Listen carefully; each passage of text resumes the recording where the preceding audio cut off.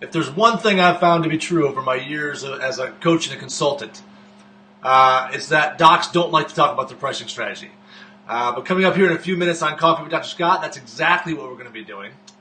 First, let's get over to that question of the day. Get us all started here and warmed up.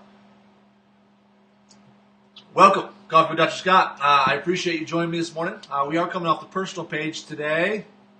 Kind of just testing some other things out. I think I mentioned that last week that we'd be going off the business page. This week we're going to be going off the personal page. Just kind of see what kind of reach we're getting out here. But anyways, question of the day. Now, I'm not a big fan of wasting time. I like every minute of my day to have some sort of productive concept to it. But I waste a little time here and there. So sometimes it's good for the soul. What's your favorite way to waste time?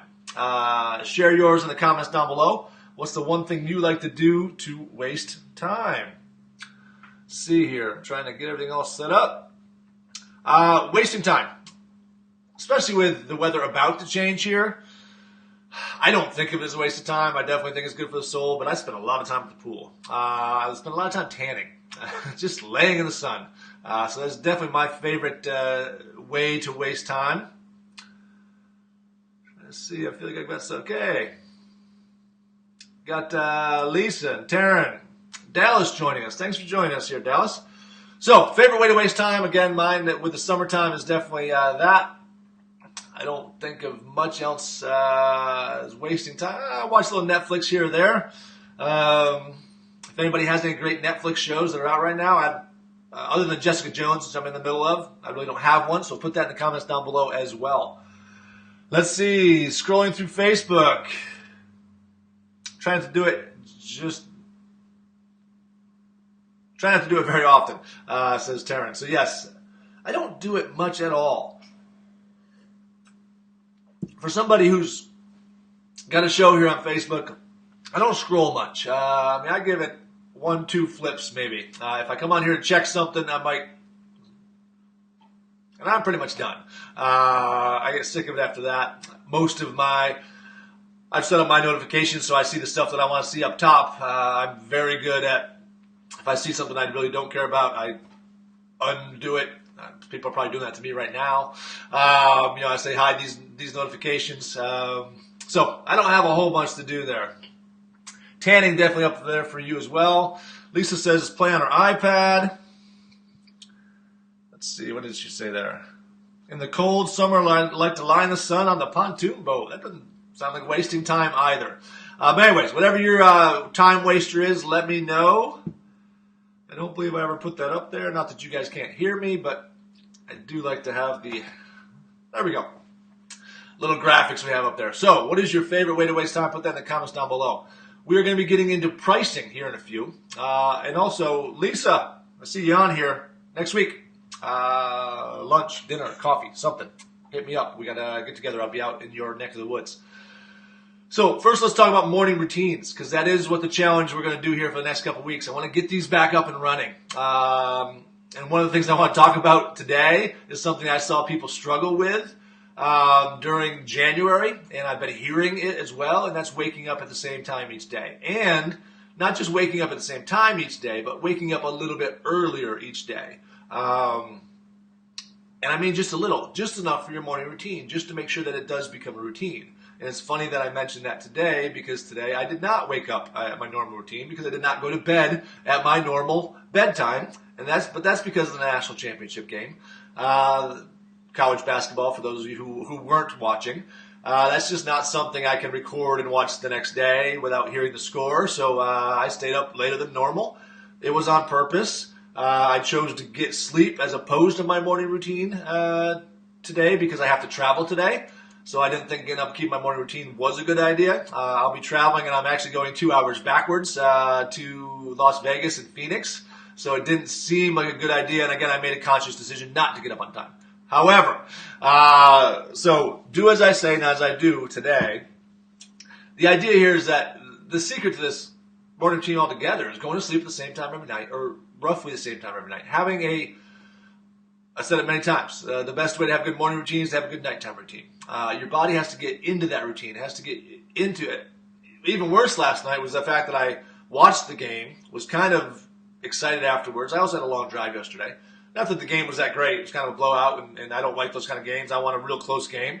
But still, when I went to bed, I'd been watching TV for so long, which is not normal for me. So, 3 hours of watching a basketball game plus an hour of pre-show, my eyes were kind of, and I just didn't get a good quality sleep last night.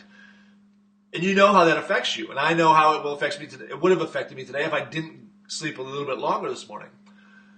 Point of that is, that does nothing but cement my morning routine. It makes me realize that I can't function as well without it. I can't be as productive without it.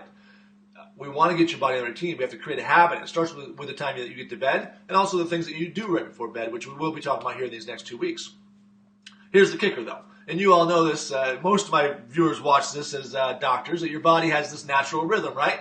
That's interrupted by what I did last night, staying up late, watching the game. Even by going to bed earlier, you get out of that rhythm because then you wake up early, right? You wake up like 4 o'clock in the morning, like, well, what am I going to do now? Waking up at different times, you get out of that natural rhythm.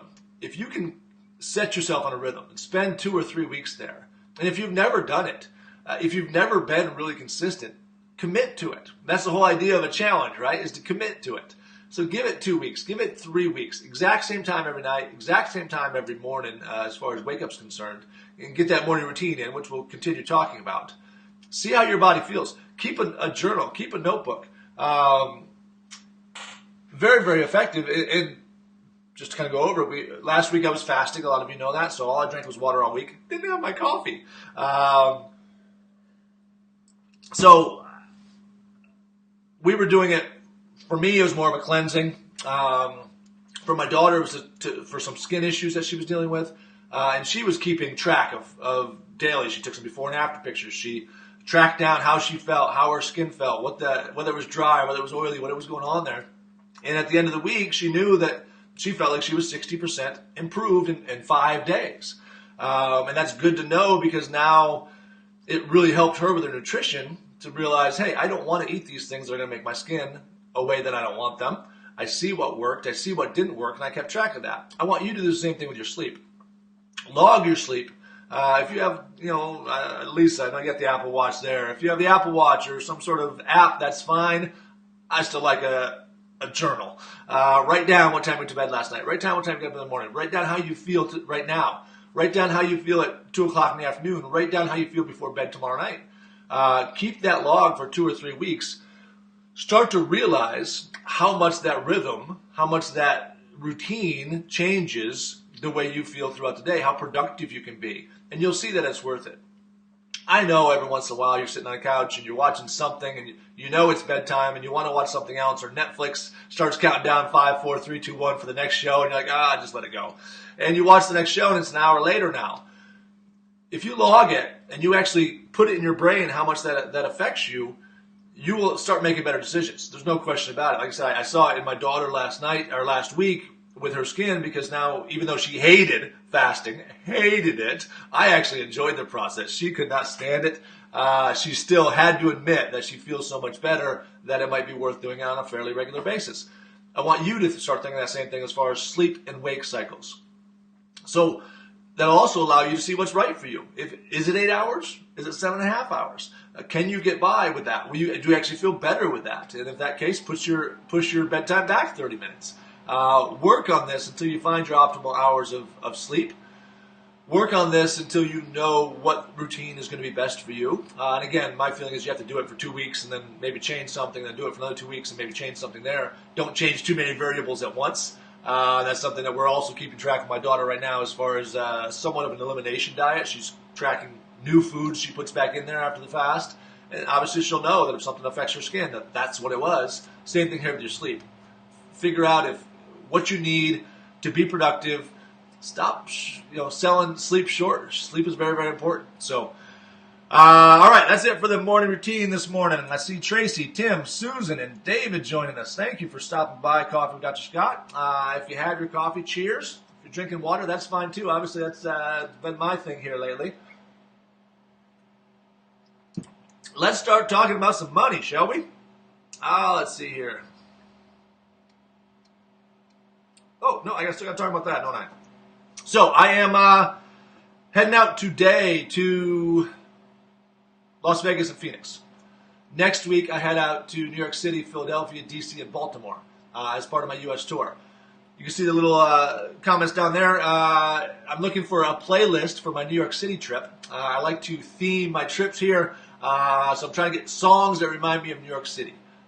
New York, an obvious one. There's a couple of Jay-Z songs I know we can throw in there. But whatever song makes you think of New York City, put it. There's actually a link in the comments down below for you to go over to my business page and leave me in that Spotify playlist set up there. So if me just talking about it made you think of a song, let me know what it is. Put it in that over there on the business page, and help me out there. Ray, I see you from New Jersey joining me, so I know you got some New York songs. Put those in my playlist for me, please.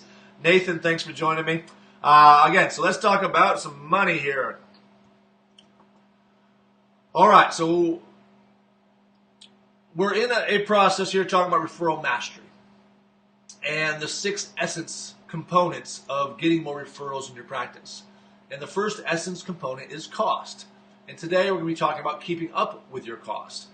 Something a lot of people don't think about when we start talking about cost, especially the way I talk about it and say, hey, you have to be reasonable. You have to have something that the patients are going to pay, but also be able to go out and tell their patient, their friends, how much it costs and be able to bring them in the office. So it has to be something that's affordable. But then I start talking about higher fees, and docs get confused. When I start talking about charging higher fees, many doctors have a conflict over this. They feel like they're servants. They feel like they went to school to learn how to take care of people. That they're I'm not going to say not good at the business stuff. They just don't want to focus on the business stuff. So they get in conflict about charging money for the things that they do because they just want to give it away. And that's probably one of the biggest complaints from staff that I hear all the time is that the doctor just wants to give everything away. They always want to give their patients a great deal. Completely understandable. I get it. Other doctors, on the hand, become very comfortable with the idea of charging what they feel their service is worth, and sometimes they might get that out of hand. And I agree the adjustment has a lot of value, and removing pain from people has a lot of value that affects their life in all ranges. We always talk about that, right? If you change this one person, how does it also affect their spouse? How does it affect their employees if they own a business, their coworkers if they don't? If they're not in pain the next day, how does that affect, that ripple effect? What have you caused there? What's the value of that? It's great, but still, it's what are the patients going to pay for this stuff? So this becomes a pretty controversial topic with doctors, and we're going to cover it here over the next 2 days. What I'm talking about today is increasing your prices to keep up with your cost. You've watched your cost go up every year, from everything from rent to utilities, from payroll to paper clips. Everything continues to go up, and doctors don't raise their cost to stay up with the cost of living. I mean, almost every year your staff comes to you, right? Ask for a raise for a cost of living increase in their paycheck. Where's yours? Where's your increase? The only way you're going to get it is by having fees that are within range. Now, speaking of staff asking for raise, after Referral Mastery, we're going to get into my team development program, start talking about developing your team, bonus systems, things to inspire your team. You're going to like that one. That's going to be coming up in probably the end of May. Anyways, it's natural to assume that if the price of your monthly overhead is going up, you should be entitled to increase your own fees. That actually makes sense, and it's something that we should focus on. Too many doctors, when you ask them about their fees and how they've determined them, they take on this expression similar to a deer in headlights. So what do you mean, how did I determine them? They don't put much thought into them whatsoever. When it comes to setting fees, most doctors are like people who are forced into anger management. If you ever talk to somebody who's in an anger management program, you'll hear the same story over and over again. They stayed in a bad situation too long, and then they finally just went berserk. In other words, they spend emotional currency that they didn't own in the first place, that really didn't belong to them. They remained in a stressful situation, and then they just overreact to things, right? So I've watched doctors do the same thing. They remain at the same fee level for far too long, and then they try to catch up way too fast. So in the process, they kill the clinic, and they destroy the referral mechanism of the practice. So again, they stay at the same price level, their costs keep going up and up. They finally realize it, and instead of doing small incremental changes, they make one big change, mass exodus of patients, zero referrals coming through the door because, again, the price changed so much. Patients, even though they're willing to pay it because they've been with you for a while, they're not willing to go out and tell their friends about it because the price changed too much. So this is what I want to help you avoid, and it's what we're going to be talking about more tomorrow on the show. We're going to be talking about insurance, managed care, stuff of that nature, and how it has affected prices and what you can do to make sure that you get your share of referrals and that you don't kill your practice in the meantime. So let's see here. Brett and Philip join us. Thanks for joining us, guys. The question of the day was what you do to waste time. So please put that in the comments down below for me. Also, I've been asking y'all for a playlist for New York City as I'm heading out there next week. So songs that remind you of New York City. I did see a couple come through here. Anything by Billy Joel from Nathan. Yeah, absolutely great songs there. So we'll get that on the playlist. And we'll be sharing that on Friday, by the way. That's kind of our new thing. So Tuesday we'll be asking you for playlists for the next city that I'm going to. And on Friday we're going to share those playlists with you for Spotify. So you'll all be able to enjoy those as well. All right. So I hope you all have a great day today. Like I said, I'm hopping on a plane this afternoon out to Las Vegas and then Phoenix. So I should be coming to you live today from one of those two spots. I'm still not sure how my afternoon is going to end up and which of those two I'm going to end up in by tomorrow morning. So I will talk to you all tomorrow from the Southwest. Hopefully there'll be some sunshine so I can do my favorite time-wasting activity and sit in the sun. Talk to you all tomorrow.